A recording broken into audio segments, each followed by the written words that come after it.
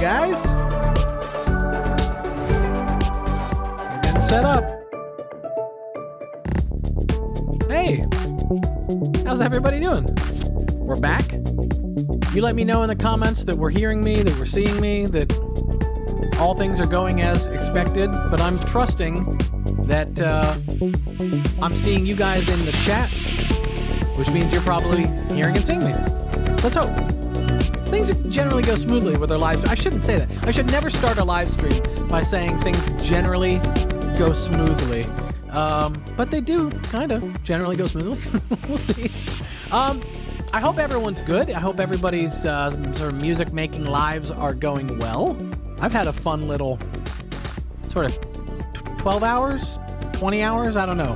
Last evening, I took delivery of a new instrument, and that is super fun. For anyone that plays, I guess for anybody that doesn't play an instrument and just uses, you know, sort of the computer as their instrument, one thing you kind of miss out on, I guess, is the fun of getting a new instrument and coming to discover it, and the get to know you period of a new instrument. I guess you get that with rack extensions or plugins and stuff like that. So maybe it's the same.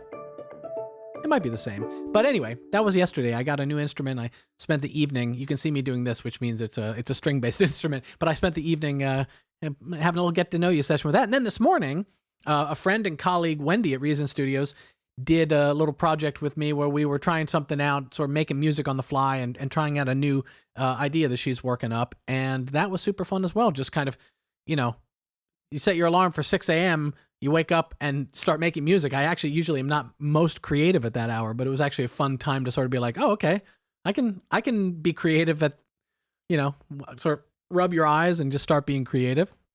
So I'm seeing everything's good on your end, guys. Richard tells us all is good. Bill says we're good. That's excellent. Well, I guess then let's get started, right? This live stream is I guess a sequel. I don't know if I'm really working on the Star Wars trilogy of live streams here, but I think of this live stream that I'm doing right now as a sequel to another live stream I did somewhat recently, which I think we might have just called Reason Plus Onboarding or something like that. It was a kind of introduction for people that are new to Reason, really. New to the Reason Rack plugin, perhaps, and working within another DAW, maybe new to the Reason DAW, new to the Reason Rack, new to the Reason Plus Companion, new to sound packs, new to everything. It was just if you want an introduction to kind of the whole big picture of what we're doing, let's get you set up. So we did that a couple of weeks ago. And I wanted to come back with another live stream here, which I have titled Customizing Sound Packs. It actually is a little more broad than that. And in some ways, we'll actually go deeper than talking only about sound packs. But I thought that was kind of a good way to couch it, customizing sound packs, because sound packs, for any of you out there that are trialing or subscribed to Reason Plus and digging into the Reason Plus Companion and the sound packs that are a big part of Reason Plus, you will notice that there's a particular device that is showing up a lot in these presets. And if you're new to Reason, it's a new device to you. If you're a Reason Pro, you know, or a long-time user, you'll just go, oh, that's the Combinator. Yeah, of course, the Reason sound pack, Reason Plus sound packs are all built using Combinators. Of course, that's the way it is. And when you see a Combinator, you know exactly what you're looking at. But if you're new to Reason, if you're new to Reason Plus, and you're looking at sound packs, this device that keeps showing up is new to you as well. And so I wanted to show you just kind of what the Combinator is all about. But I didn't want to call the live stream what the Combinator is all about, because I mean, I got bored with the words coming out of my mouth when I said it that way, because that's not the end goal. The end goal is not about understanding the Combinator in all its intricacy and all its detail and the technicalities of the Combinator, or even the jargon of the word Combinator. That's not what this is about. What we are about, and what you and I as musicians are about, is about making music, getting the sounds we want, discovering new sounds, customizing our sounds. And that's where it comes in, customizing our sounds. The beauty of Reason Plus, the initial spark of the idea as it was being developed was that there are sound content services out there. There's several of them now. A lot of them, if not most of them, are based on sample collections, which they're good services. They have good value to them. I'm a subscriber to Splice myself, so I mean, I'm not speaking ill of large sample collections, but one of the key things about a sample collection is that unless you're really going to flip that sample, unless you're going to, stick it into a granular synthesizer and just really kind of reimagine that sample entirely, the way most of us use samples is that we load it in and we trigger it. Maybe it's a drum, a kick drum, and we load it in and that's the drum that gets triggered in our beat. Or maybe it's a vocal sample of, someone go like, hey, yeah, and then we just put into a beat and then we just trigger it off, hey, yeah, hey, we sort of use it as it's given to us. And on Reason Plus, what we came at with was the idea that let's not give you finished samples of a bass line being played or a one-shot drum only. Let's give you a preset, a patch. And you make the music. That's what you bring to the table. We'll get you a cool sound, and you take it from there and actually make the music that inspires you, which is a sort of simple concept, but Reason is particularly suited to that because we have so many different instruments and effects and all the stuff that goes into Reason. If there's one thing Reason does great, it's make great sounds. So we can give you guys great sounds, and you can run with it. That's sort of the initial thinking of Reason Plus. But because we have this thing called the Combinator, the other great thing about Reason Plus sound packs is not just that you bring the music to the equation, but you can make them sound like you. You can make them sound however you want. You can literally however you want. And later on in this stream, we'll dig into really kind of changing a sound in ways that's different than just, some basic ways to change the sound. So that is kind of the basic agenda. I'm going to just check in. I'll be keeping an eye here on the comments here.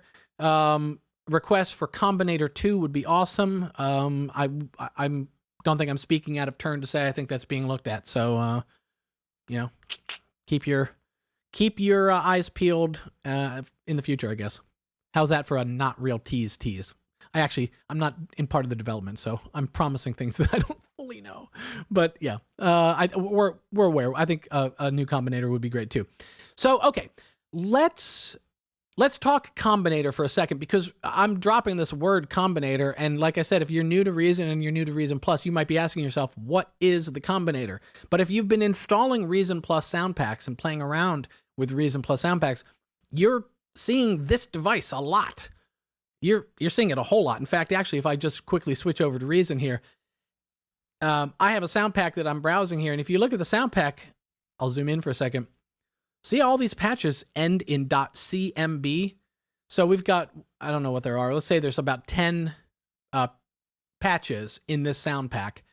9 of them are .cmb file suffixes, which is the Combinator file. So if I were to drag a Combinator if I were to drag one of these patches in and we were to take a look at it here, sure enough, we are seeing a Combinator. Now this Combinator has what we call a Combinator skin on it. Sean Murray, who's the creator of this sound pack, has sort of made a custom graphic that overlays on that. If I were to remove that, you would see, do I want to remove it? I sure do. If I remove that, you see just the same Combinator that we have over here in my very appropriately color coordinated question, what is the Combinator? And the answer to that is that the Combinator is a device in the Reason Rack, which it's a way to group devices. That's maybe the first way to think of it. If you're a Ableton Live user, I think they might actually call, someone let me know, do they call it racks? I think that's what Live calls their method of grouping plugins into like a little thing that then becomes kind of a housing, a wrapper, right? There's many different words you can use for it. So the Combinator is our version of that same sort of wrapper device. It's a device unto itself by which devices live inside. If I were to show you again, it's a way to group devices. If you look at this area that is beneath all the buttons, there's this little sort of like black tray. I would call it a tray or a holder. There's this little void there, this little black void. When a Combinator is empty, that's what it looks like. But normally, in fact, if I actually jump back to Reason for a second, let's go back and take a look at the Combinator that we were looking at here in. If I click Show Devices, you will see that inside of this Combinator, there is a Europa. I'm going to click the triangle to close that down. I'm going to open the triangle here. There's an Audiomatic, and there is a channel EQ. And that means there's 3 devices inside of this Combinator. If I click Show Devices again to hide it, that all goes away. And so we just see just the Combinator faceplate itself, just the Combinator controls. So that's just a, that's just a housekeeping thing, a way to kind of keep it nice and tidy so you don't have stuff endlessly scrolling. But the thing to understand is that even when they're not visible, when I click Show Devices so that it's disabled and they're not shown, all those devices are still inside this Combinator. And if I were to play, I'm hearing the Europa bass patch that is this Combinator. If I were to switch over to a different Combinator,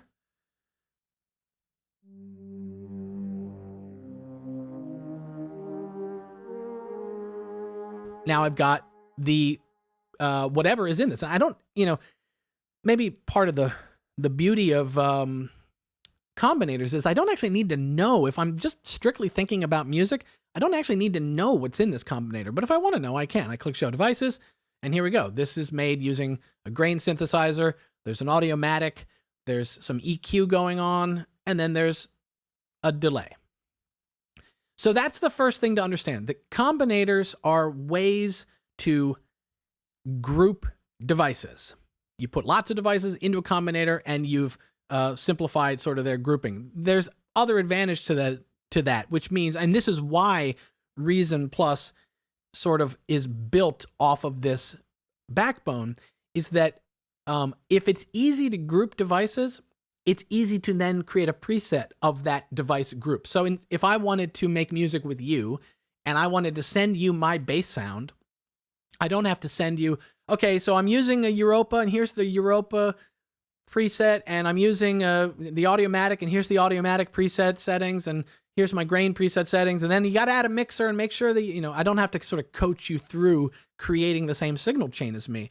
I put these things into a Combinator, and then I send you my Combinator preset, and when you open my Combinator preset, all those devices, all the settings that are in that device, the wiring I may have done, all of that stuff is already saved in that Combinator preset. And so it's an incredibly great way to collaborate just on a person-to-person level. And then it becomes the obvious tool for sound designers that are making Reason Plus sound packs as a way to make these sort of, sound designers think up these fantastical, amazing sounds with multiple devices and effects and players and, control voltage. I mean, they go crazy. It's a toy. It's a Lego factory. They just get to build whatever they want, and then they wrap it up into a Combinator, and they can send you the Combinator, and you can just make music with the result of theirs. So that gets you guys up to speed about Combinators. And now let's talk about that's sort of the concept of the Combinator. That's kind of how the Combinator came to be, was that the engineers at Reason thought, yeah, we need a way to group these devices. But now let's talk about kind of the usability side of Combinators, because that's really what I'm most interested in, is how do we customize sound packs? And because sound packs are based so often on Combinators, the real question is, what do Combinators allow us to do in order to customize sounds? And I'm glad you asked, Strawman Ryan, because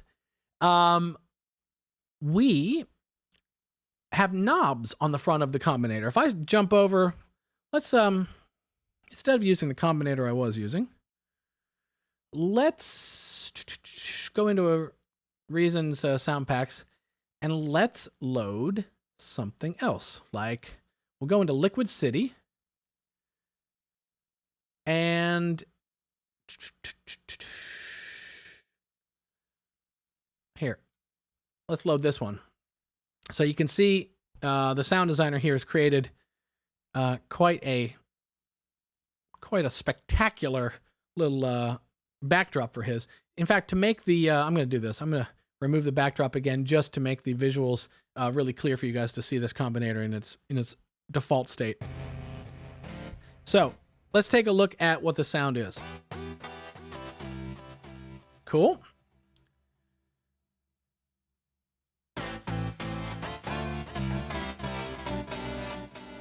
So it's a great, like, what do we call this? Anthem chords kind of sound. And so I'm playing, I've got a little keyboard in front of me here. I'm playing just single notes. And I can already tell because I'm hearing these big chords, there must be a scales and chords player inside. We'll take a look at this Combinator. We'll open it up and see what's making it tick. But again, from a music making standpoint, I don't need to open this Combinator up. I could take the sound exactly as it's designed, and I just am instantly writing, those kind of things. That's the wrong note.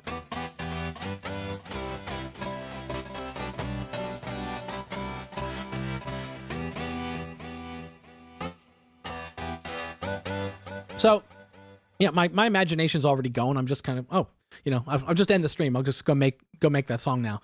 But I'm looking at the comments. I'm gonna answer a few random comments along the way here. Lovely to see your face. Hey, you too. Any chance you guys think about making a mastering tutorial? Yes, John, I probably will make a mastering tutorial. I've been procrastinating on doing that because mastering is a very subtle thing, and so to make a tutorial where it's obvious what I'm doing, I would have to sort of do bad mastering just to make you hear the changes, and I haven't quite figured out how to make that obvious, but I'll get back to that. So anyway, so this sound is great. I could just start making music with the sound right away. If I were to dig into this and if I were to open it up, we could see like there's a lot of stuff going in here. We've got a device we call the maximizer, which is a type of limiter. There's a filter, compressor, there's a stereo imager, probably making things sound a little wider, a couple of EQs. There's a lot to this. There's a mixer, there's a alligator, which is it's a gated effect, which kind of makes things sound sort of stutter effects, transgates and stutter effects like that. We've got a reverb, there's that scales and chords, that's what's making these full chords. You can even see when I'm pressing one note, we're getting those big full chords there. And then we got obviously the heart of the sound, I guess, that we're hearing is coming from a single Europa synth. Sometimes there's multiple synths in a Combinator. And in fact, you can even do things like key splits where one synth plays on the low keys and another synth is playing on the high keys. There's a lot you can get into. We won't cover all of that today, but this is a fairly normal thing that I do when I'm looking at, when I listen to a sound like this and I think to myself, oh, okay, I could just start making music with it right away. If I'm excited to just make music with this sound right away, I just do that. I don't need to know what's inside of the Combinator. I don't need to know anything else. I just hit record and I just go because I'm inspired.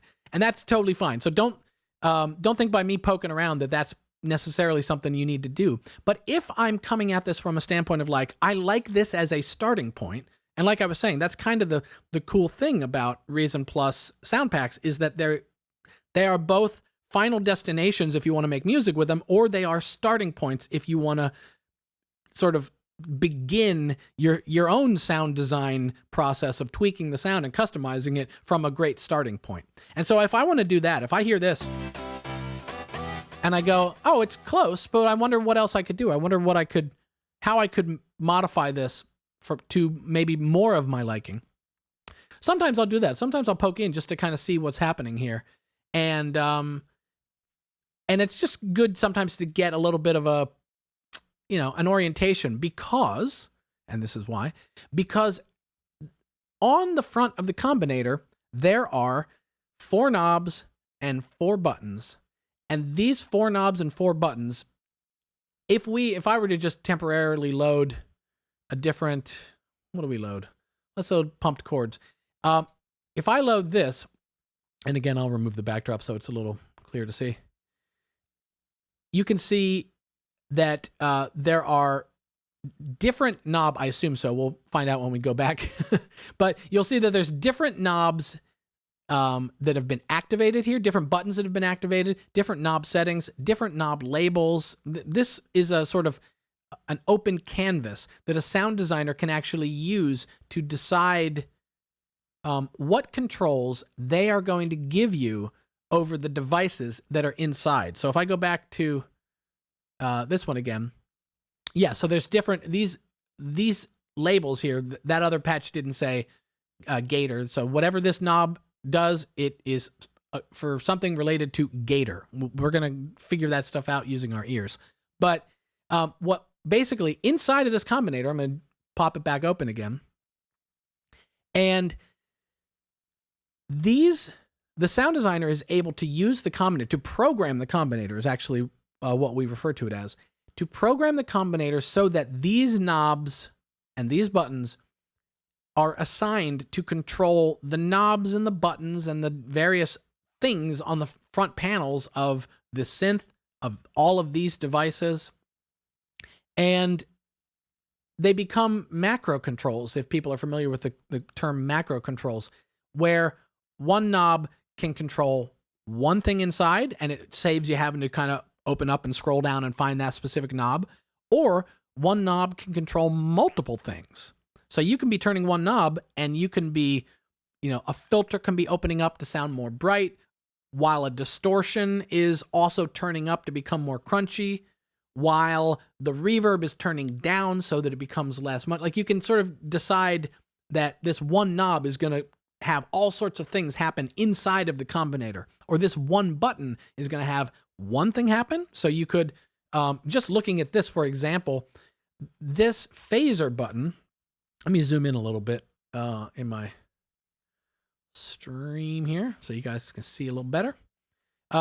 This phaser button that I have here, just based on the name, I'm just doing a little detective work live on the fly here with you guys, but just based on the name phaser and the fact that there's a sweeper effect in here, I'm guessing that this knob probably turns on and off, bypasses the phaser. Let's click it and take a look. We're going to look at the bypass switch, which is over here on this sweeper. And hopefully, if I'm not totally misreading this, we're going to see that switch back and forth as I click the phaser button. No! Is it being done a different way? Let's take a look. I'm going to open up the sweeper. I wonder how... Maybe there's a different phaser. There might be a different phaser there. Okay, yes, because this is a filter. Aha! Is there a phaser over here? I bet you. Okay, new guess. It doesn't really matter because we're going to use our ears ultimately. Maybe it's this on-off button on Europa.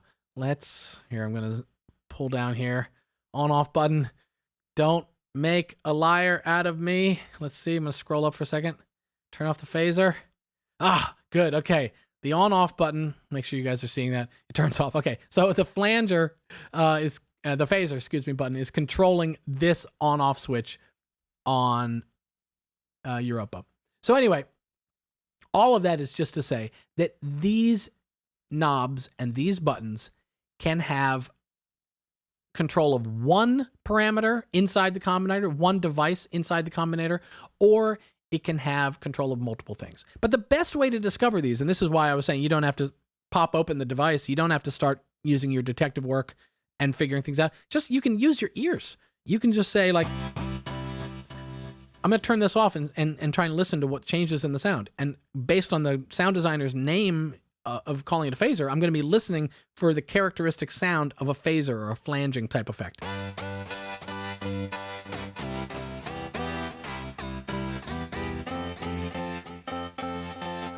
Can you guys hear that? It's subtle because sometimes phasing is a subtle effect, but if I turn it on and off while I play a chord, it gets just a little sharper and clearer sounding when I turn it off.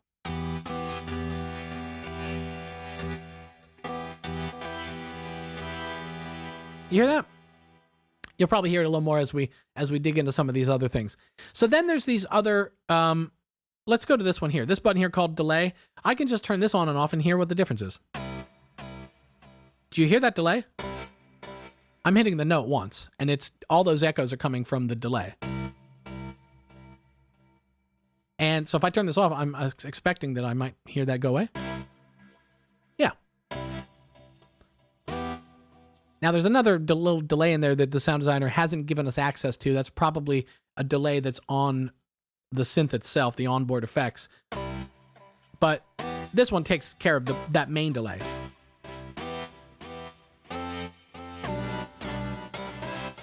And as someone who is going to customize the sound, that's a great one for me to just instantly go like, do I like it or do I not like it? And for my music making and my sort of the way I'm feeling right now, I'm glad that I have access to turn that off, because I'm going to turn it off because what I think of that, I think that delay is actually a little bit, just for my taste, not criticizing the sound designer here, but I think it's a little loud. So if I start playing, some of those chord melodies, it starts to fight with it. You hear all those delays are ping-ponging off while I'm playing, and it can sort of make it a little more crowded. So if I take that off, listen.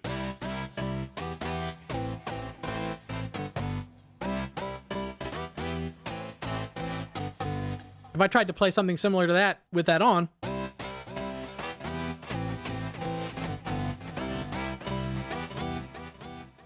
little crowded. So I'm going to turn that off instantly. The minute I've done that, congratulations, you have just customized your own SoundPack sound. You've taken a SoundPack sound and you have made your own creative decision. You clicked one button and there you go. This is your own sound now. You've made your own sound. Maybe it's not vastly different than what we started with, but it's a start. And even, I think when people are starting out, sometimes just that daring to do that first click is a totally, like, there's something like, oh, what'll happen if I just click something? And the answer is try it and find out, because you can always undo, and you're never going to really go wrong.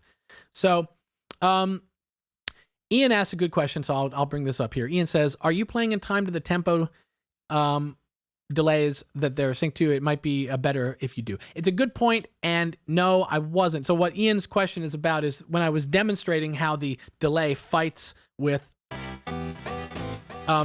I actually don't know what the tempo was. So if I were to, let's actually turn on the click and play to a click, and you'll hear that it doesn't fight as much because now the delays are going to be on beat, but it will still fight.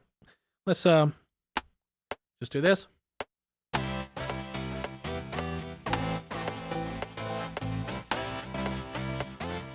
Whoops.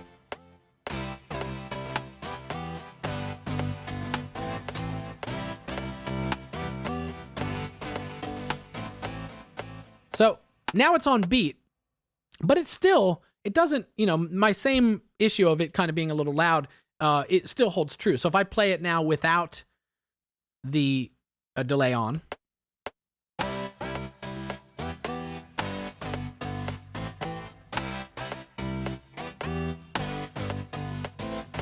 so the same, it fighting the beat isn't an issue, but it is still, I still agree with my creative decision. But thank you, Ian, for bringing that up, that there are times when you're auditioning a sound, and if you are not playing to the tempo yet of your song, that delay might sound like it's off beat, but it's actually that you're off beat to the delay time. The delay time is expecting to follow the song. And so... so Rob kind of agrees that the delay sounds kind of clumsy in my opinion. Yeah, it does. And maybe it's the part I'm playing. If I were playing a different type of part, maybe that wouldn't be, it wouldn't be a bad decision to leave that delay on. But for us today, we're going to turn that delay off. And let's, jump up here and let's start taking a look at some of these things. So I want to take a look at what is labeled here HP filter, which stands for high pass filter. And again, I don't need to know what a high pass filter does, or an HP filter. I don't need to actually know what it does. I can just turn the knob and listen for the result.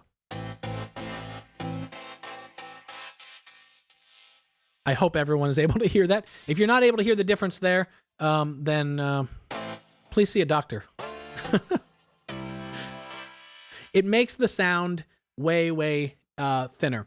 So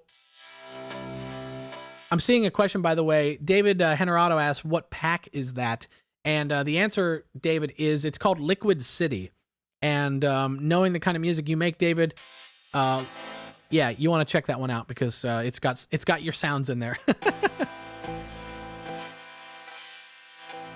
So the HP filter, without even knowing what it does, it makes the sound thinner. And in fact, you know, if we do speak in technicalities for a second, that a high pass filter does that. It lets the high frequencies pass through, but filters out the lower frequencies. And so the result is, as I turn this up, my sound gets thinner. And you'll hear those a lot. You know, here, watch. If I just let's talk music making for a second. If I were to record a little chord progression here, I'll turn on my click, and let's go ahead and I'll record whatever.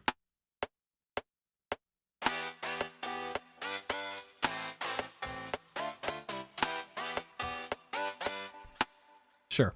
Oh, I should go a whole 4 bars. Okay, wait. I'll go a whole 4 bars. I'm going to change this track color too so we can see a little better. Maybe I'll play a better part this time too. Let's give it a shot.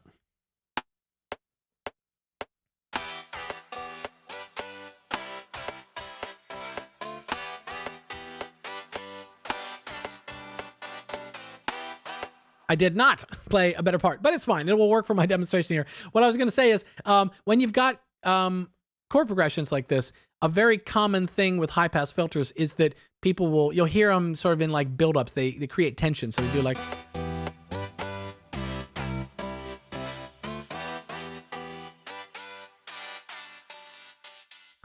and there'll be a pause, and then the beat drops in, bum, bum, bum, and comes back in full range. So that's a classic use of a high pass filter as an effect to kind of build up a part of a song. But the other thing you can do with is you don't need to actually have it changing over time. You can just say, I like it with all that bass, or with not a lot of bass. And so I'll do that amount of bass. No, maybe a little more. And again, I'm just dialing these things in kind of to taste. I'm gonna turn this up a little bit so you guys can all hear it. Whoa! Now you can hear better. Okay. Yeah, so I'm just gonna dial these things into taste. Let's go to the next knob, Gator. Again, I'm going to just turn it down and remember I said there was another little sort of delay that we were hearing? I'll press it again. Just take a listen to the delay that kind of happens. And this, in fact, it's a gator. It's that gating device. And so if you hear the delay, it's not just delayed, it's also kind of it's getting mangled. It's not just a straight delay. You can hear it kind of getting gated and mangled. Hear that?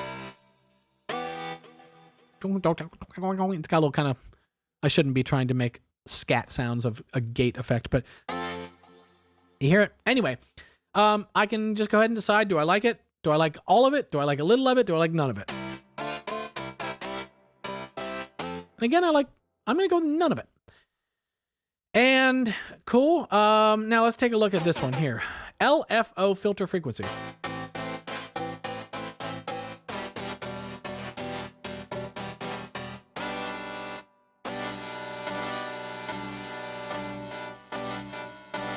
Okay.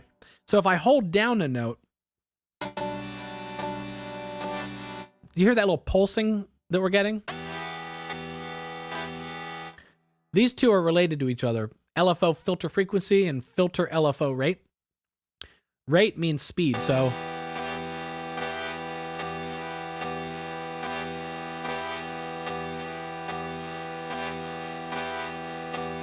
not sure if I actually hear the speed changing there, but maybe I do. Maybe it's subtle.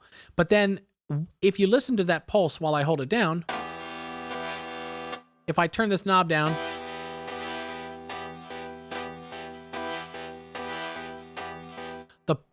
it filters the sound of the pulse. And that's actually pretty cool. In fact, what's kind of interesting to me about this is that I can't remember where it was, but when it was more open sounding, I was writing sort of these like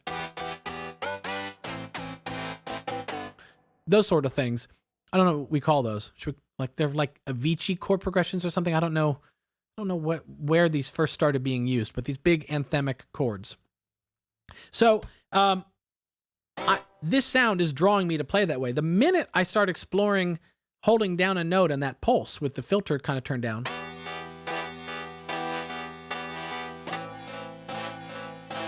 there's a whole different vibe going on now.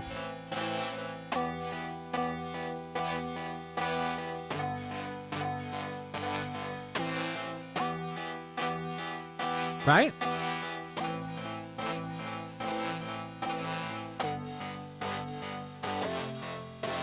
So just by exploring, this is sort of the if I can sort of champion combinators and sound packs at the same time, and the idea that and the reason I wanted to show you guys customizing sound packs, it's because by exploring these knobs, we can go off in musical directions. I could develop both of those ideas. I could go forth and make some big major anthem and, drop a big beat on top of that. When I had this knob up here and I can write one of those. But I could then say, oh, but this was kind of a cool vibe. I'm going to go back here and I'm going to start exploring this again.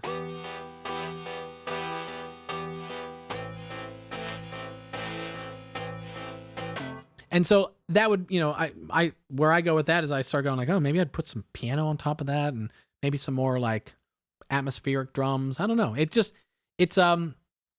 definitely exploring the knobs and the buttons of a combinator and exploring the ways that you can customize a sound pack becomes, in essence, your musical journey. And I don't say that flippantly. I mean, it really is a way by which you can, by customizing a sound pack, you can actually spark an idea that you otherwise wouldn't have made. So, and I'm actually, I'm going to make a mental note to myself. I might actually revisit either of these, but that second one, I hear a direction there. I get excited by that. So this is, we haven't explored. Let's just take a look at voice 1 and voice 2. And again, we don't need to know what they do. We don't need to dig into the combinator and reverse engineer what that means. We could just take a listen. So.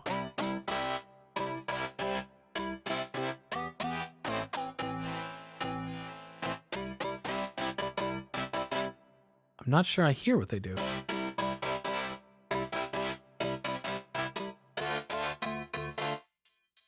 Hang on.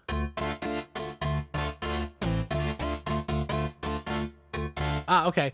It's another subtle thing. Because I'm filtering, I'm losing some of the effect of those, but there's something in there with the synth, and it may relate to Europa has three voice, three different oscillators. So my guess is that is turning them on or off. I'm not hearing a huge difference there, so I'm free to make my own decisions. I'll leave them off because why not? But let's dial this back again.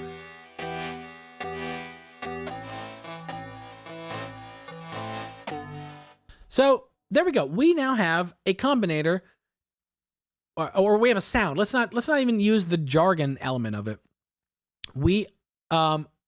That's a good theory. Someone with quite a username says that are they turning on the unison in the Europa section? Well, I have to say, voice of God, if anyone knows, it would be you, I guess. Let's take a look and see. Just for those that are curious, let me hide this and try and get Europe on the screen here. So here enough, we have our unison section. Let's no, It's not doing that. There are other ways to find out, but I don't want to jump ahead to a more advanced thing yet. I want to kind of keep us where we're at. So there's a way to find out exactly what a button does if we want to dig around and stuff. But yeah, it is subtle. Transonic says that it's more voices, but it's subtle. That is right. So and if you can't hear the result of a button or a knob, it's not. If you can't hear it, that's okay. It's not the end of the world if you can't hear what a button or a knob is doing. It just means you don't have to make that decision. It's on or off is arbitrary. And in my case, with voice 2 and voice 3, it's almost arbitrary.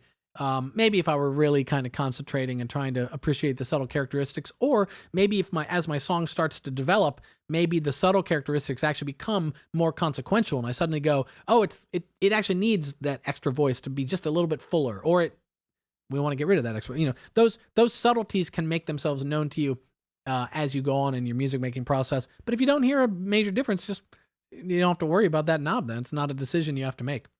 So that is the basics of customizing a combinator. I wanted to show you. Well, let me just check in with the comments here for a second.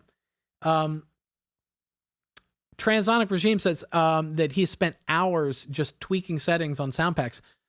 That would be a thing if people haven't done that. Like, I don't want to say you're missing out, because whatever works for you in your music making is great. Do it. If you never turn a knob or a button on a sound pack, but it's because you're making so much music with the sound packs as they are given to you, that's fine. That's great. Do it. Whatever works for your music making. But hopefully some people here watching that haven't gotten into customizing sound packs are thinking of sort of, grabbing a knob, twist it, see what happens, So, housekeeping here. Gavin, what maker are your headphones? I get this every live stream.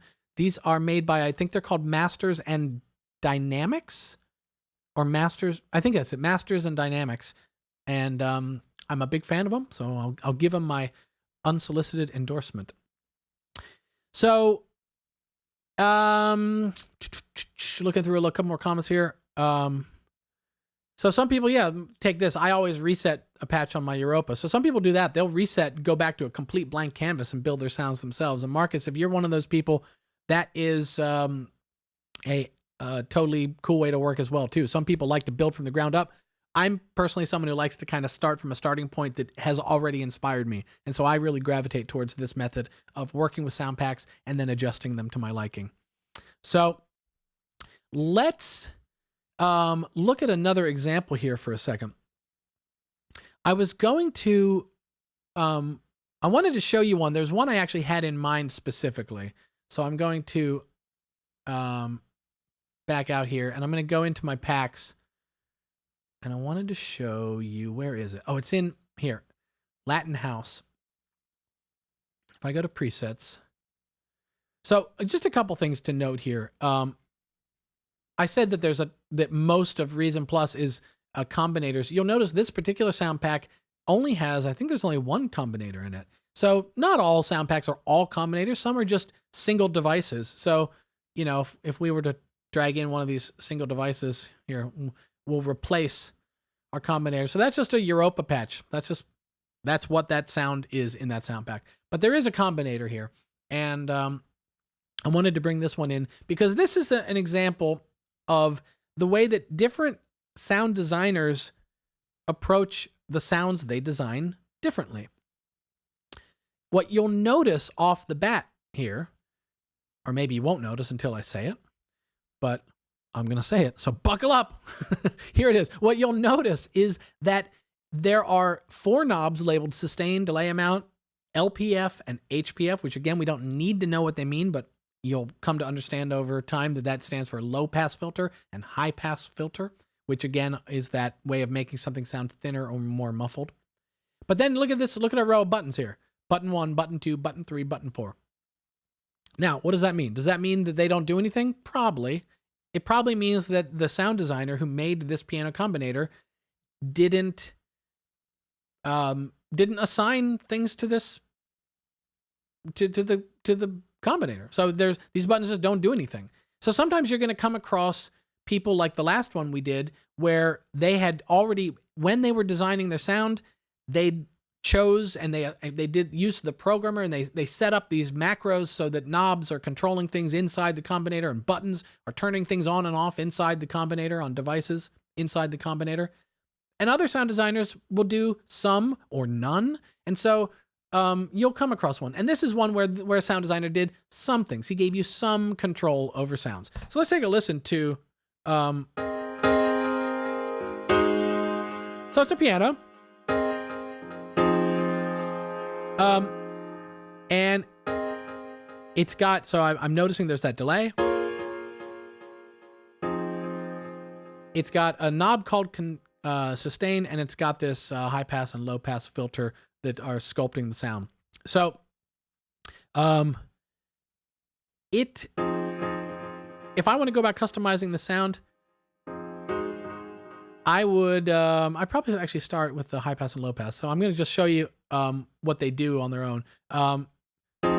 This is the full range. I've got the low pass filter turned all the way up, so we're not filtering out any frequencies, and I've got the high pass turned all the way down, which is the way it works when you want to not filter out any frequencies. And the one we saw, a high pass filter in action on the last preset. If I just turn this up, you hear it doing the same thing. It's getting thinner.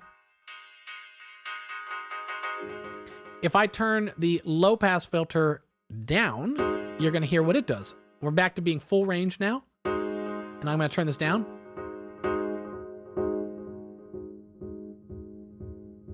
It gets really muffled. And as I move it up, you can hear the filter opening up. Now, what's kind of nice about what the sound designer has done is by giving us access to both of these, the low pass and the high pass. I'm going to try and use my hands to make a little, if we imagine the full range of a sound, if we are able to thin out, which way is it for you? I don't know which way is left or right for you. So excuse this may get backwards here. I think I want to go this way. No, I think I want to go this way.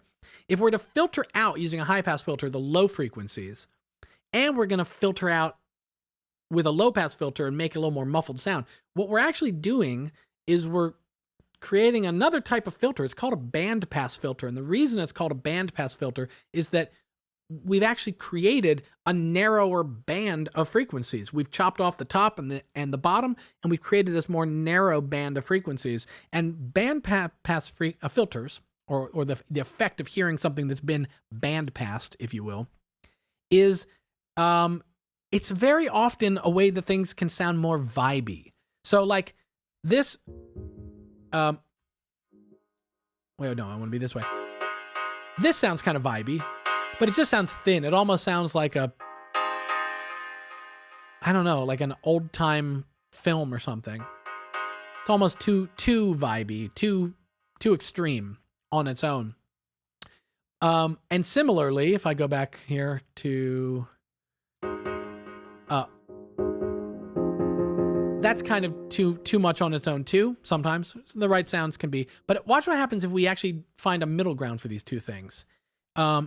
We actually can kind of end up somewhere that is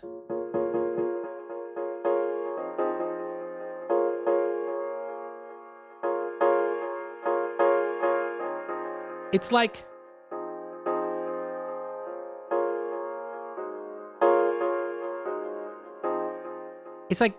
muffled and thin in a kind of nice way. So you can just explore, find areas you like. Let's take a look at the next knob, delay amount. For my taste, I might whack this delay off. For now, I'm going to do that. And what happens when I take that delay off, now I'm just pressing a note real quickly on my keyboard. You hear all that ring out? Suddenly this knob called sustain reveals itself. If I have the delay up, it's hard to actually hear what the sustain knob might do because the delay is actually covering up for it. But now I hear there's some ring out there, and so I assume that if I turn this down, I'll turn it all the way down first. What? Oh yeah. Oh yeah. Oh, okay. So it doesn't go to 0 delay or 0 ring out, but it goes to less. And if I turn it up, we get way more. That's quite a lot of delay. It feels like I've just finished the Beatles, A Day in the Life, like the jazz remix of that. Here, let's go lower.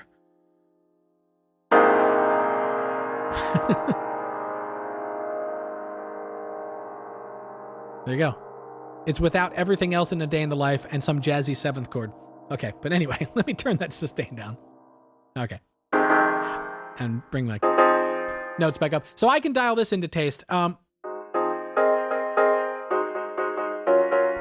It's nice with kind of a short, I think it's kind of nice. I guess I'm kind of being drawn to kind of short staccato things today.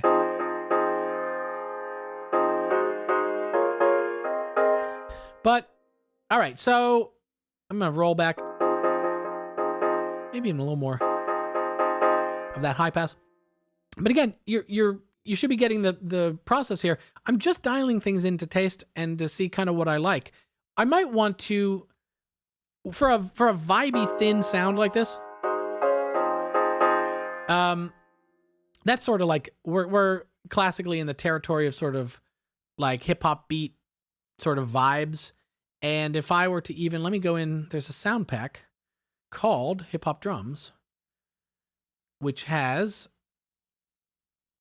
let me see, I think I'm zoomed in for you guys, aren't I? I am. Let me back out here. There's a sound pack called Hip Hop Drums, which just has 10 different hip hop drum combinators.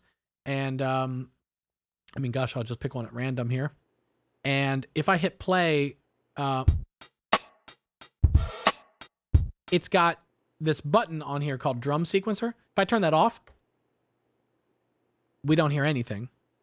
If I turn it back on, we hear that there's a pre-programmed drum beat inside there. I could use that. So if I turn that off, I could just play the drums myself if I get down low enough on my keyboard. Hang on. Where is it? There it is. So I could turn that button off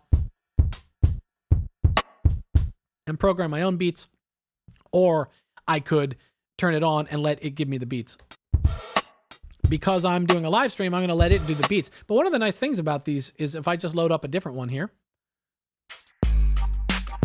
they're all like, in this sound pack, hip hop drum sound pack, all of these are kind of like cool, just good beats. And different sounds. They're not all the same, you know, kick snare combinations. So you get different patterns and you get different samples. And for people that are new to drum programming, this is a great way to kind of get started with getting a beat. And so what I would do is I'll just leave this one on now. And I've got my sound. Now my sound, if I jump back to it,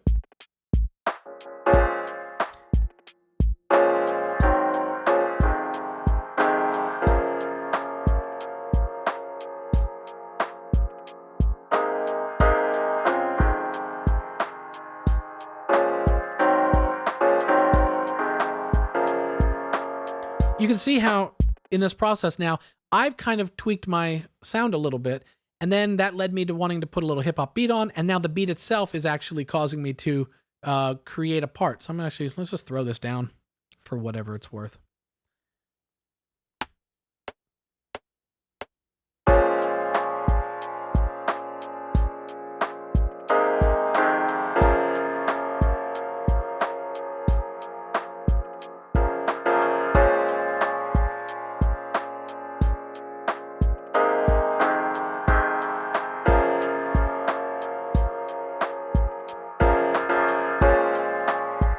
There you go.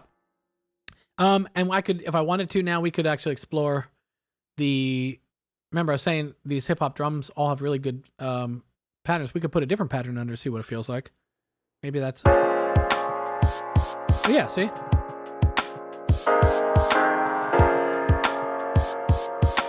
I feel like that's, am I off in saying that feels like more like a sort of like a Jay-Z cadence to the way that he kind of would put bars over that.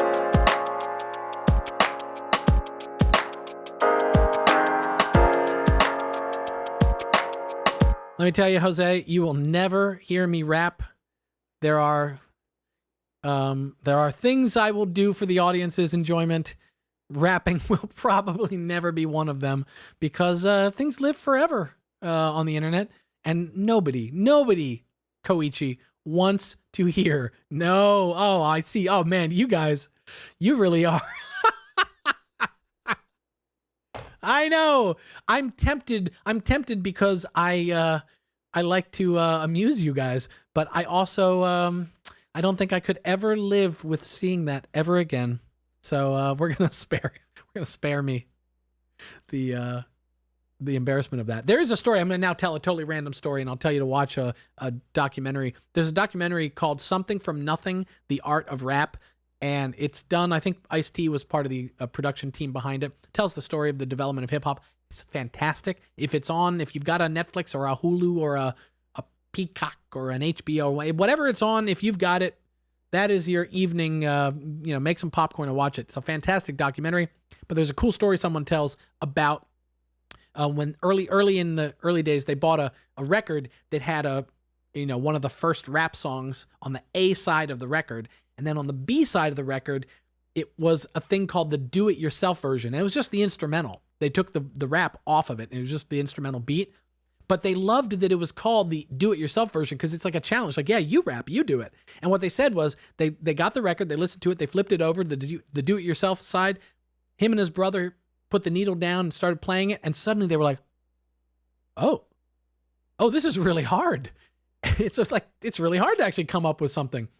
And here's why I love that. And I'm not giving it away. But at the end of the movie, when they roll the credits, they play the do-it-yourself version of a beat. And as a viewer, after you've seen this whole story and the journey of the evolution of hip-hop, the natural thing to do is you go like, oh yeah, what would I, if I were to start rapping now, what would I do? And you have the same exact experience of going, it's really hard. So my hat's off to people that can actually just like throw down freestyle. Amazing. Even writing bars. It's amazing. Anyway, let's, I won't get too spun off in that direction. Spit some bars, Ryan. I will definitely not be spitting some bars. So, okay. Now, where shall we go with this? Here is where we should go. I'm going to jump back into Reason for a second. What we have been talking about is customizing. Oh, you know what we're going to do here? I'm just going to explore the sound pack just a little more. I'm just going to drop on all of these and just show you how the different patterns. Now we got like an Erykah Badu sort of cerebral kind of thing.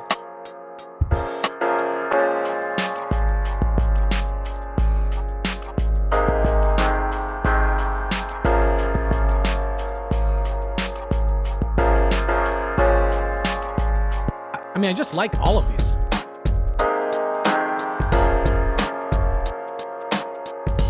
Heard a bad one yet. Sean Murray, you make good sound packs because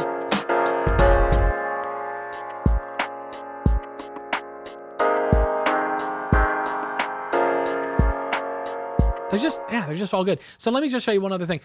Because we've done this so quickly now, again, I have controls over this. So even if I didn't want to turn off the sequencer and program my own beat, I can still make this sound my own as well and customize this by making certain decisions. I'll solo this beat for a second and we'll just do it real quickly since we've done this now a few times, and let's explore what these knobs do. Some might be subtle, some might be obvious.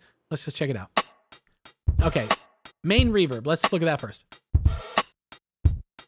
Okay, I want to keep that on because it's subtle, but when you take it away, it gets a little too dry. Drive, that's a good one to check out. Okay, we have a knob above it called comp drive, so I bet you that these two are related. So if I turn this on and crank this up, yep, that's really driven. So let's keep drive on, but let's turn it up a bit, but not crazy. Okay, let's turn up the glue compressor.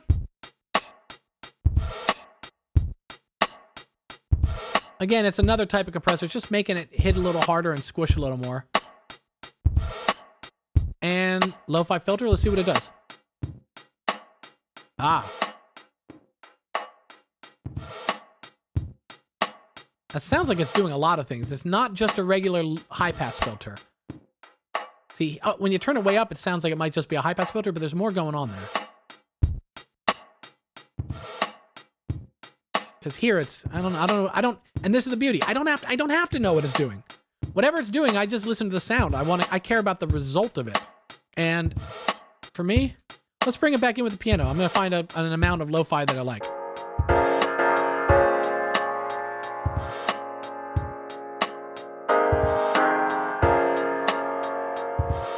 Yeah.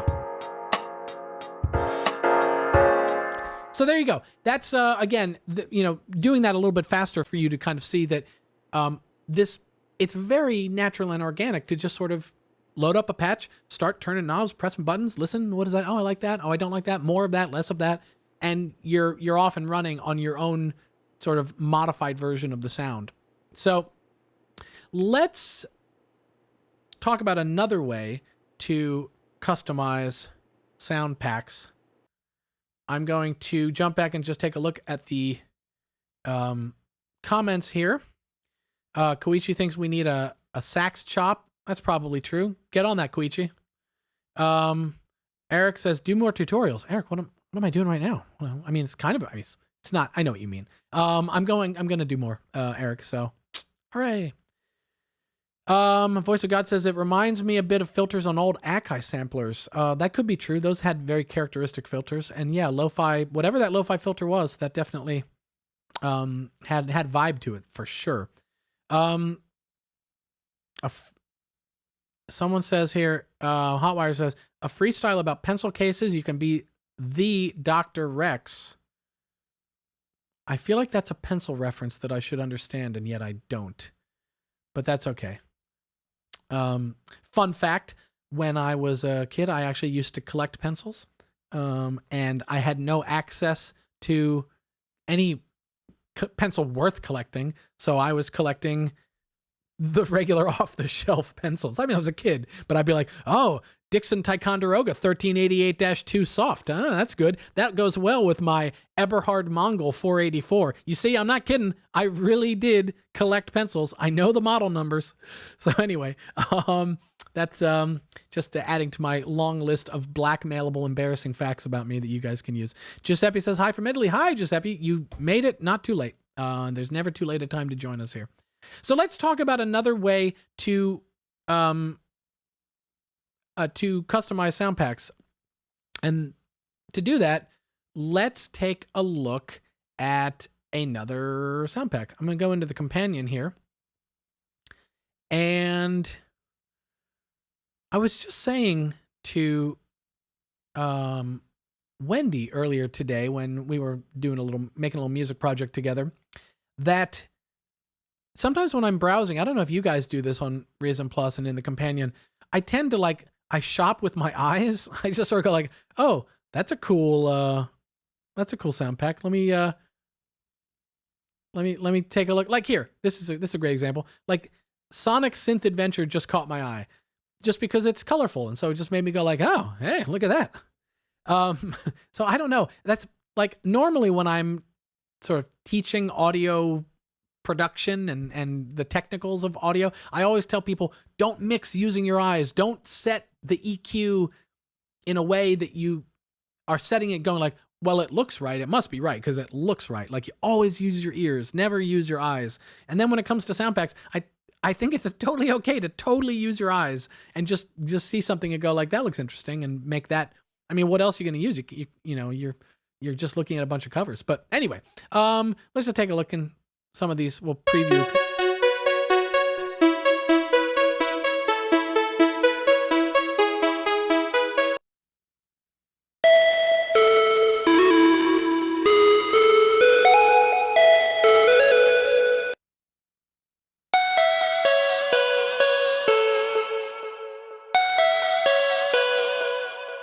Okay.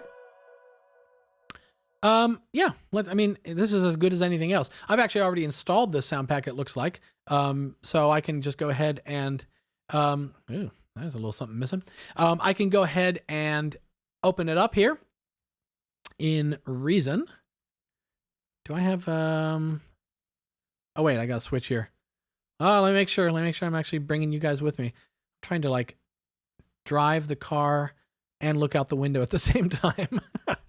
Okay, so you guys are hearing Reason with me. I've got the sound pack open, and well, here, we'll just drag in. Let's drag in Glassy Pluck. It's as good a place to be as any. So you can see, again, we're just going to build off what we did before.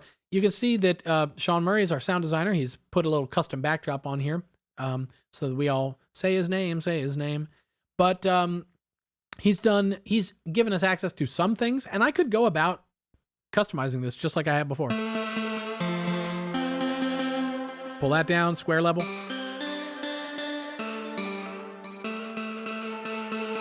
So that, here, there's a higher octave there. I'll turn that down. Delay, turn that down. So I can go about customizing the sound like we have been doing. But the other way that I can customize sound packs is by using the Reason Rack in the way that it is. And so what I mean by that is I can start messing around with players using sound packs. And so if people haven't play around with players, the one that always is the very obvious one to show here, I'm going to just choose a preset here. What's one? Anthem chords. Here we go. This is similar to a preset that we were hearing earlier in our first example.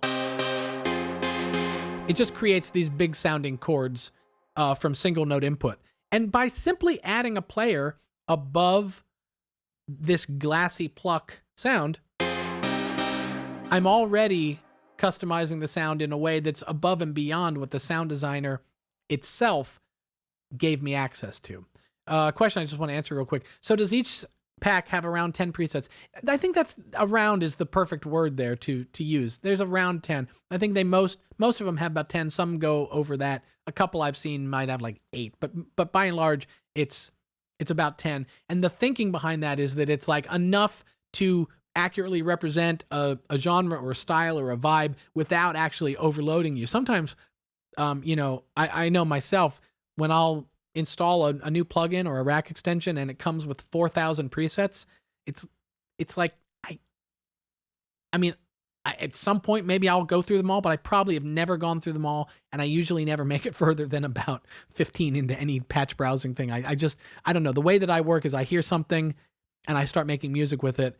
And I don't end up, it can be overwhelming sometimes to have so many. So sound packs were designed as these focused, hyper creative, just find something you like and start going with it kind of package. So anyway, so we added this scales and chords player, this MIDI effect above our sound pack preset, this patch, this combinator, and we've instantly customized it in a way that goes beyond what the sound designer himself or herself gave us access to when they were designing it.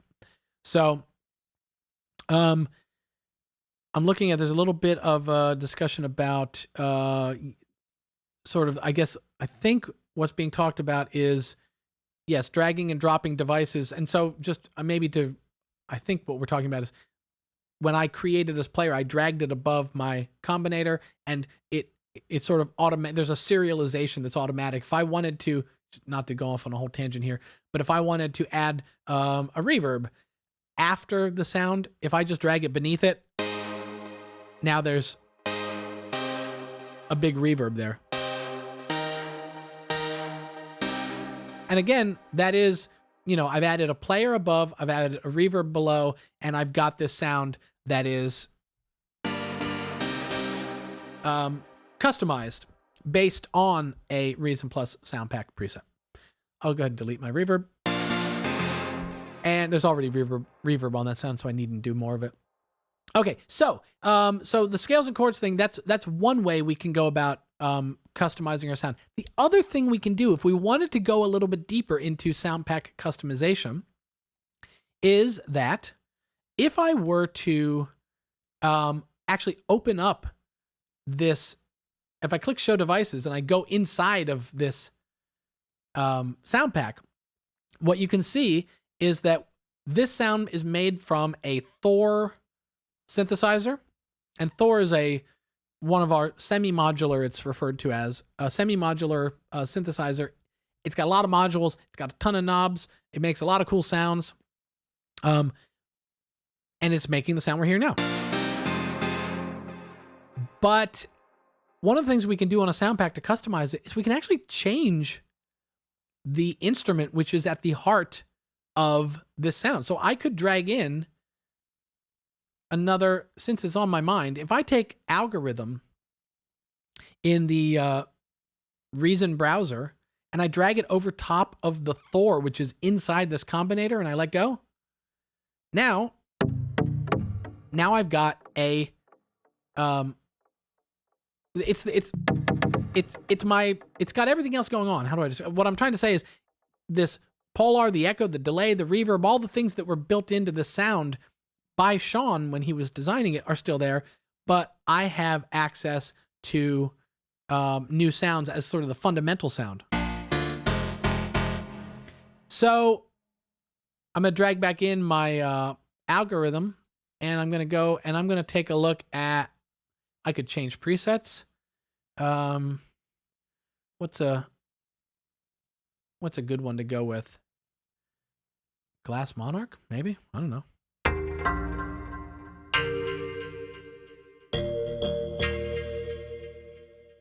Sure. Or? Let's take a look at this. Pretty classic. Transpose up. There we go. Classic FM sound. It's called Pretty Classic because the sound's pretty classic.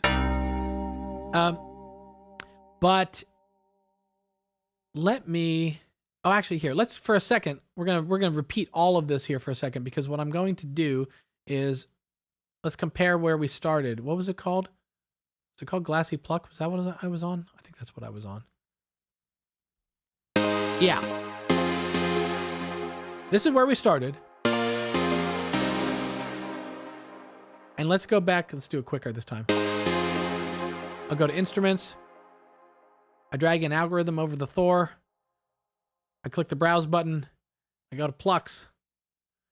And what was it? Pretty Classic. Here we go.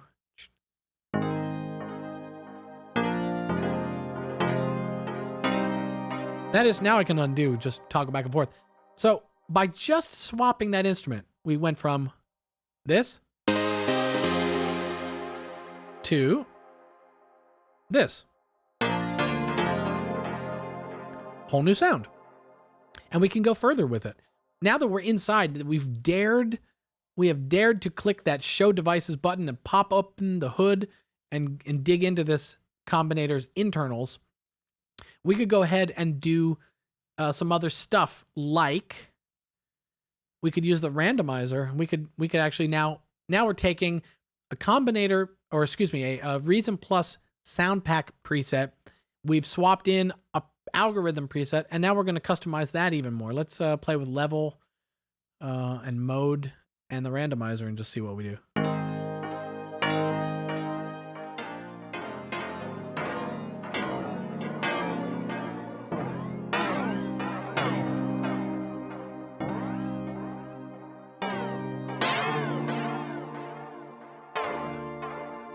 Pull mode off. Let's actually add algorithm to the mix.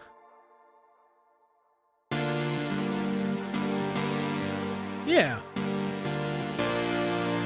Oh, let's go with that. That's kind of nice. So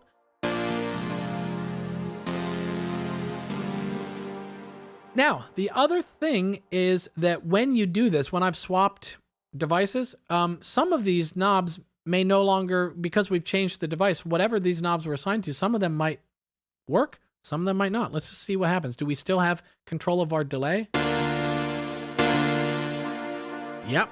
So you see when I turn it all the way up, turn it down, it's not there at all. Or it's not delaying. So I can dial that to taste. Let's see if we got, what does octave do? Oh yeah. So octave still works. Whatever that is, it's probably using the Polar dual pitch shifter to create an octave effect. You see if I play here, if I turn that up, You hear that extra octave that pops in?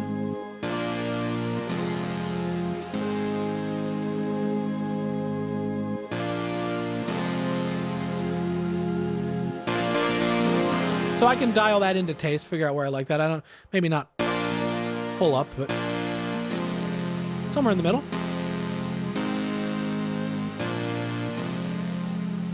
And chorus, do we have a chorus?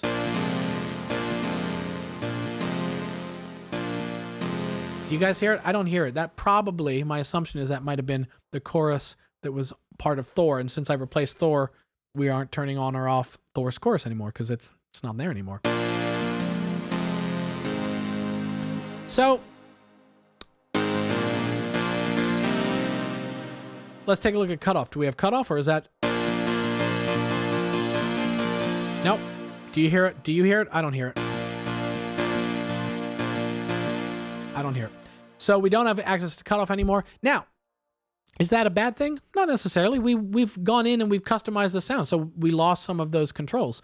But that is another one of those examples that I was saying, if you don't hear a difference, just it's a decision you don't have to make. That makes it easy peasy.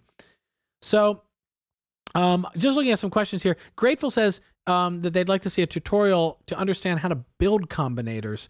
That is an excellent point, Grateful. And he says, I know what a combinator is, but I've never made one myself. Guys, you tell me in the comments if you want to do that right now, because we could. But it's almost... I shouldn't give you the choice. Of course, you guys would do it now.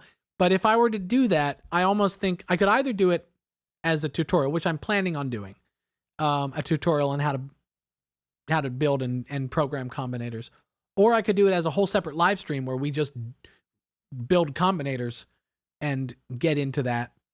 Or we could do it now, but I would be doing it quick. I feel like I would be doing you a disservice by trying to cover all of that ground right now. You tell me in the comments what you think. But we'll see. So, okay, I'm just going to look over a couple more here. Yes, exactly. So yeah, Marcus is saying the controls are even more customizable on the programmer tab. That's sort of part of what I'm not necessarily getting into. Jose says, make a simple example. Maybe we'll do that. If you guys are down to do it, maybe we'll make a simple example. David wants to replace me. Let's get Matthias again. Yes, Matthias would do a fantastic job of showing us how to do that. But yes. Yeah, so do a simple example. Sure. Maybe we'll do that. Paul says proper live stream, no rush. Yeah, I think we could cover more ground if we did it that way. But let's actually take a look here. We'll go to this example again. We're going to dip our toes into some of the skill set that we would be using when we're making our own combinators. And that is that, remember this cutoff knob I said it doesn't do anything.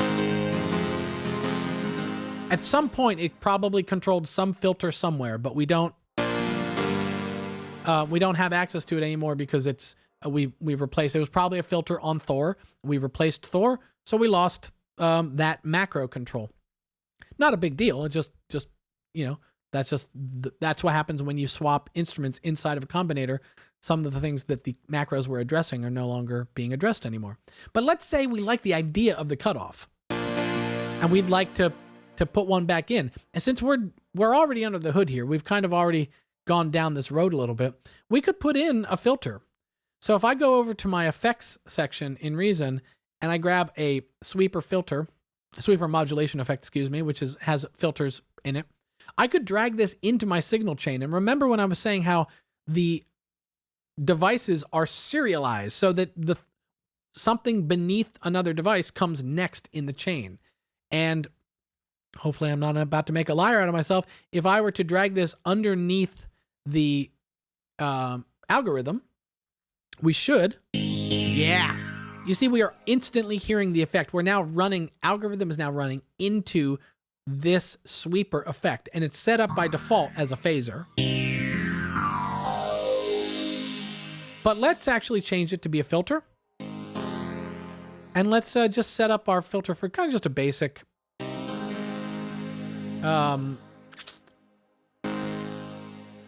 Wait a second. Is there a wet dry?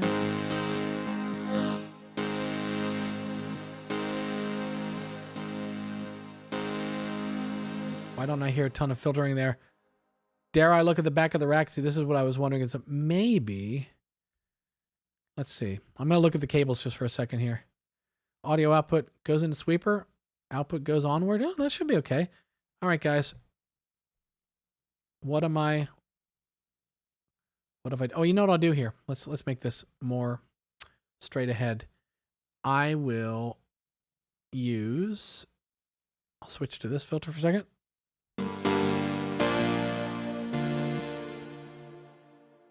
No. There, I hear that.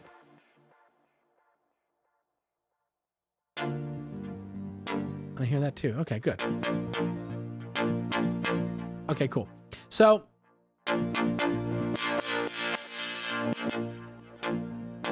okay, so I've got this filter, and the filter is set up with an envelope so that when I press a key, you can even see it happen on there. That it sort of sweeps down the filter a little bit.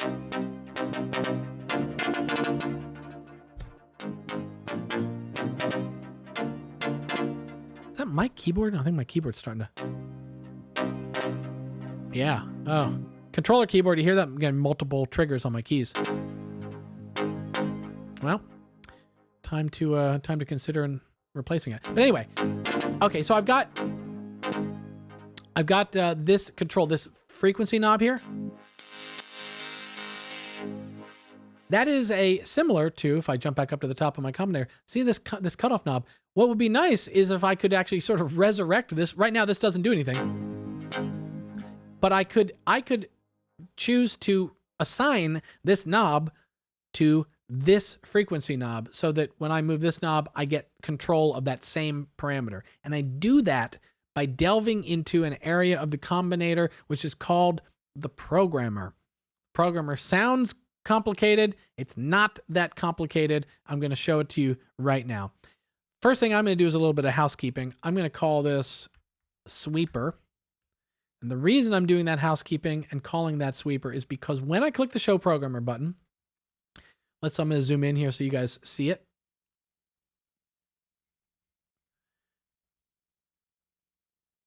When I open up the programmer, and I'm going to just toggle that again so you see it appear, so you know what the new part is on the screen.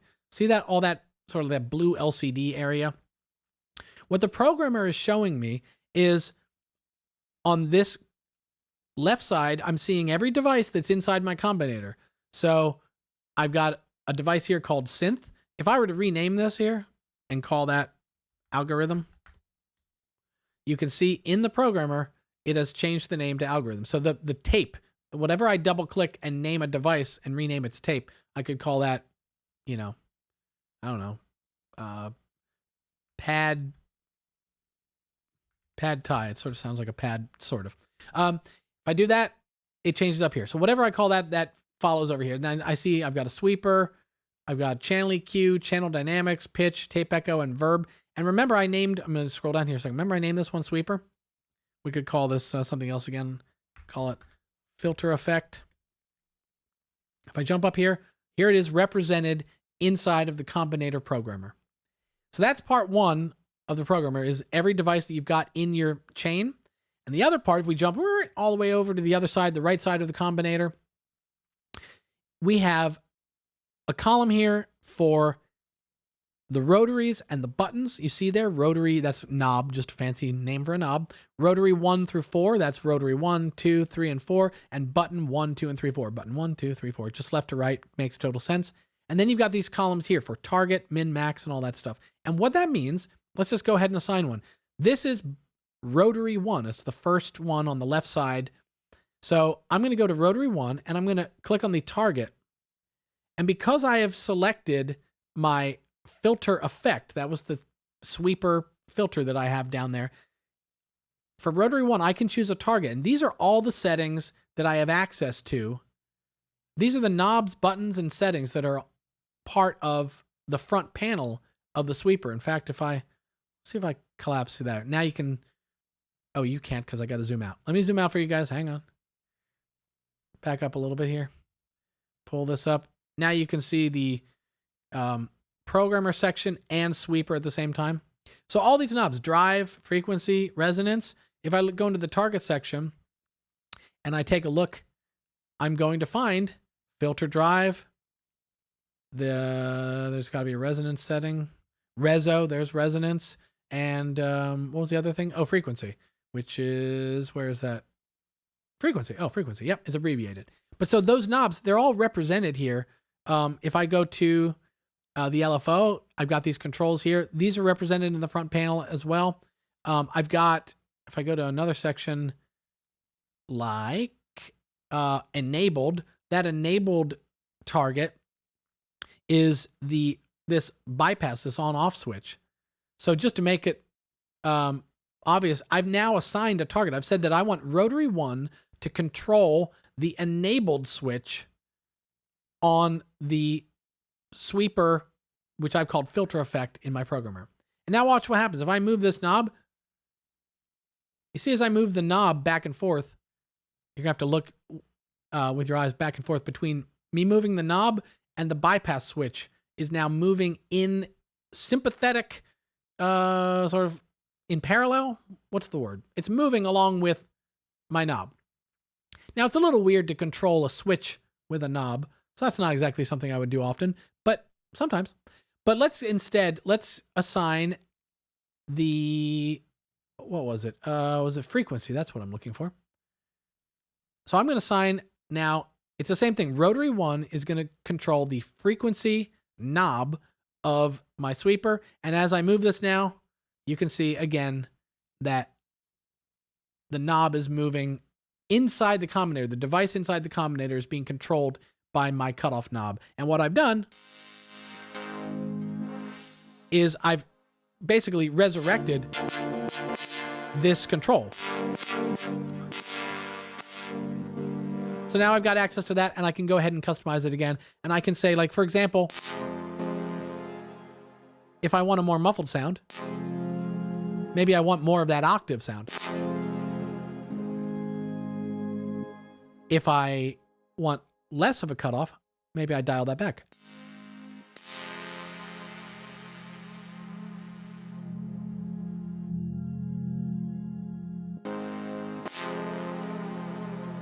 Somewhere around there.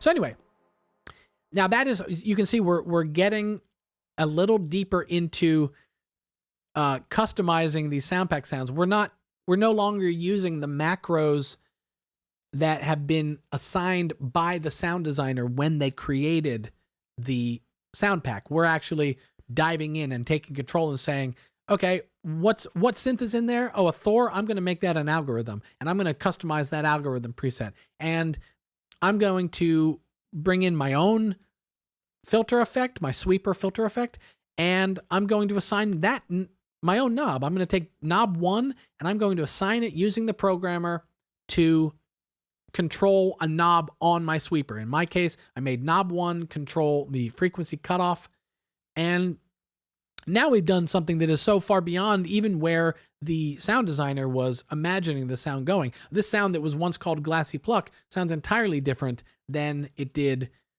when it was created in Sean Murray's synth. What is that called again? Synth. I got to go look at the name of it again because it's a cool sound, like Sonic Synth Adventure. So anyone, if you're on Reason Plus, check out Sonic Synth Adventure. They're all kind of really cool. I'll just play a couple more here from the sound pack.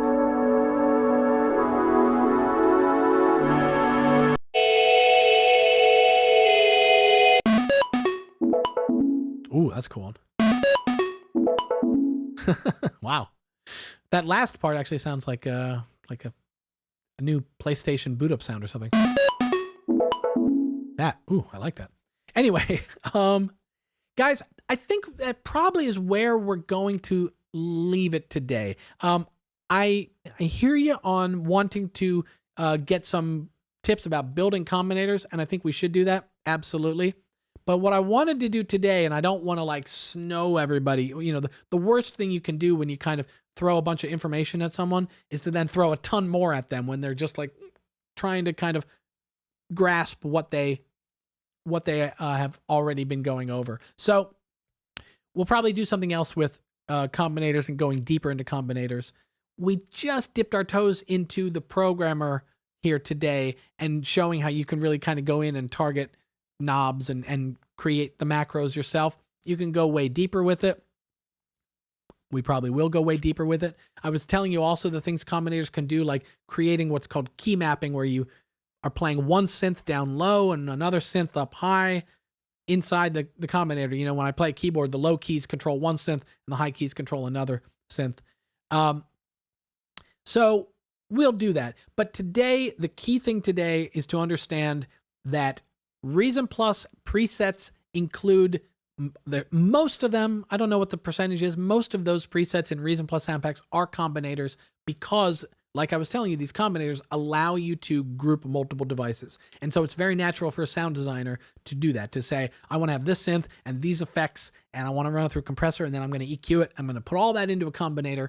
And the minute you put all that stuff into a combinator, the next logical thing to do as a sound designer is to give you guys access to macros that you can control. And that is where you can begin customizing sound packs. Load up a sound pack and take a look at what the sound designer has given you. Take a look at what that patch has access to right on the combinator itself. Oftentimes, there will be 8 choices you can make, 4 knobs and 4 buttons that will control the sound in some way, and you can just use your ears and just start clicking things off and finding out what works and what doesn't to your taste. That's kind of the fun part, is that there's no wrong answer. It's all to your taste. And if you like it and it causes you to make music, you done good. So, yes, you're welcome. Of course, I'm always happy to answer questions. And yes, deep dive in the future. I think we owe it to ourselves to do a deep dive, right?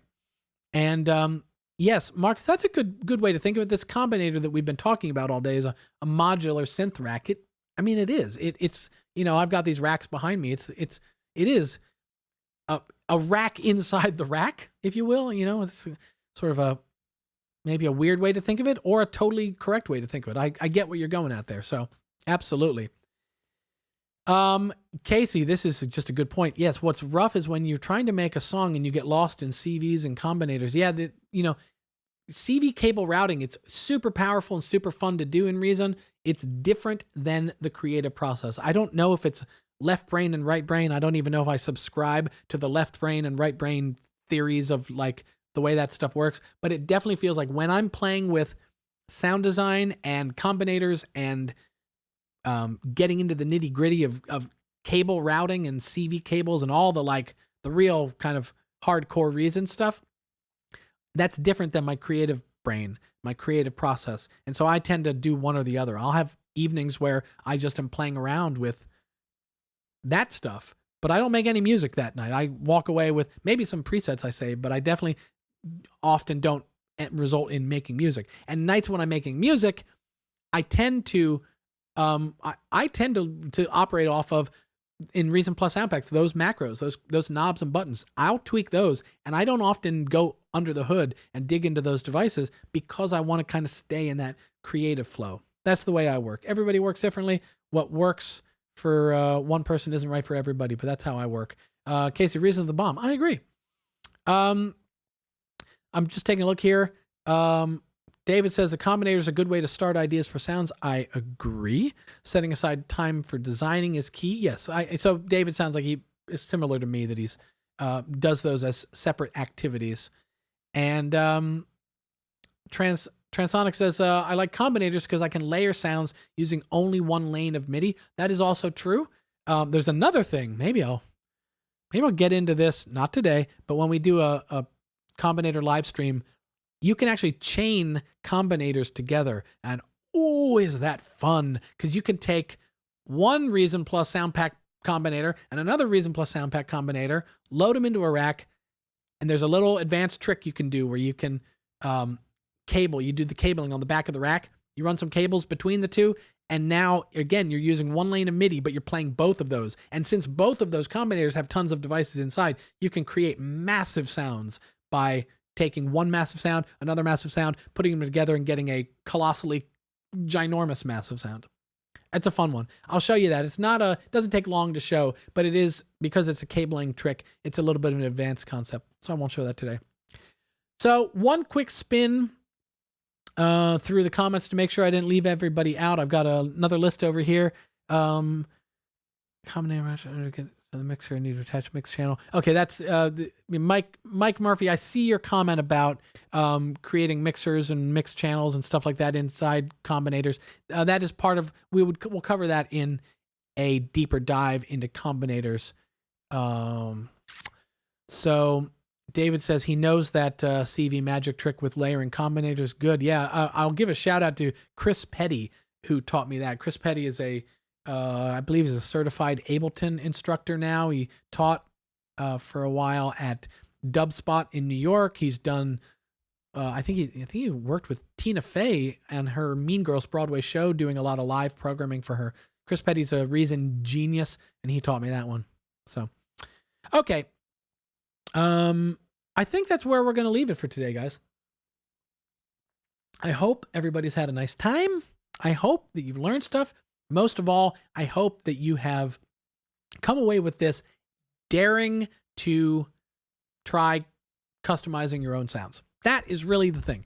If you are expecting me to go for another half an hour, use the half hour yourself, load up Reason, load up the Reason Plus companion, find a sound, open it in Reason, or the Reason Rack plugin if you're a live user, or Pro Tools, whatever DAW you're in, but load it in the Reason Rack and mess around with just customizing it and see what happens, and see what musical directions you can go. And you can have examples where, like me, by adjusting those, you can go 2 different musical directions. That first example, I had these big trance anthem chords that were staccato, and then I made some changes to the settings, and suddenly I had this like mellow, vibey, kind of pulsing synth thing, all from the same combinator, all from the same Reason Plus sound patch. So let your own inner creativity be your guide. I guess that's what I'm saying. And Bill has absolutely the right idea. I'm going to go play. You know what, Bill? I'm going to go play too. So, guys, thanks for hanging out with me. As always, I'll see you guys again. And make some great music, all right? Cool. Take care, guys.